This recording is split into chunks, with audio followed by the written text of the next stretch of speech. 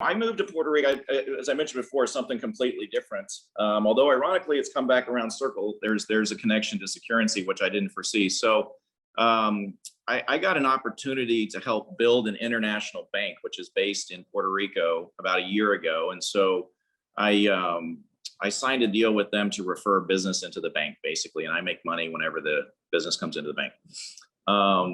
The owners of the bank really weren't interested in building the bank, as it turns out, and so I replaced the owners in the bank as well. And so one of my Marine connections, they ended up knowing the right people, and this is it's kind of like I have an old story I used to tell in my firm in Tokyo, is I fired my boss because I couldn't take it anymore. And so but it was a similar story to that. And so we brought in new people, really fantastic people. It was our Naval Academy network and Marine network in my instance, or whatever other community that you're in, the talent pool that we have in this group is just absolutely mind-boggling to me. I mean, I look at what our classmates are doing and other people, and Dan Doney, I give as an example. When I bumped into Dan Doney at a 20-year reunion, he had just been hired at DIA as an SES-1, right, which is a 1-star equivalent as a civilian. At the 20-year reunion, he was 2 ranks above anyone in the class, because at 20 years, everyone was pretty much an 05. And I was just like, how in the world does that happen, right? And you go out into industry, technology, finance, across the board, the talent pool is really incredible. And I've been, I didn't stay in touch with my Naval Academy network for many years when I lived in Tokyo at all. I was gone for 11 years. I bumped into like one classmate in 11 years in Tokyo. I think that was it.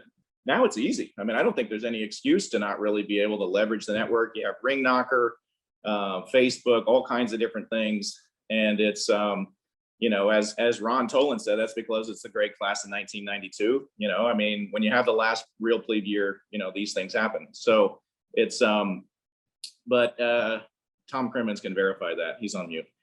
But but no, I mean, it's this, there's the number of people, and some of the people I found, I didn't even know this. There were people who only were in the Navy for like 6 months because they went off to flight school, and the whole pipeline was so backed up that they just let people leave.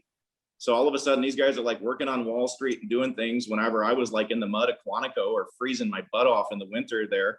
And these guys are like up on Wall Street starting their career in finance. I didn't even know this. I had no idea this was going on. We had a classmate who played professional baseball for the Dodgers. I didn't know that either. Now it's easier to know those things and such, and stay in touch with them. And one of my little tricks I do to stay in touch with people is I'm a daily reader of the Wall Street Journal on paper. So just in case anyone calls up and wants to know 2 front-page articles and a sports page article, I'm ready, and on most any day. But whenever I see things that are relevant to somebody else, I pull up my phone and I send them the article. That's something that's relevant to their business, not necessarily even mine. And it stimulates a communication with that person as to something like that. So I think, if I look at the people who are here, if it was something to do with limousines, I send Mike Green more corny stuff than I do serious things at the Wall Street Journal. But if it was something to do with risk management and financial services, I might send it to Tom Crimmins, something like that. Something to do with like world-class sailing, I'd send it to Susie Minton, that kind of thing like that. But it's something relevant. It just stimulates another communication with that person and keeps you up to date with what's going on. And frankly, I mentioned bringing in these new investors for our bank. The reason that was an inbound call to me, because I maintained a relationship with someone I knew in Japan who had moved to Bangkok, who called me out of the blue and said, hey, we're looking at buying a Caribbean bank. That's what he said. And I said, Mark, that sounds like you're about to do something illegal, right? What do you mean by that?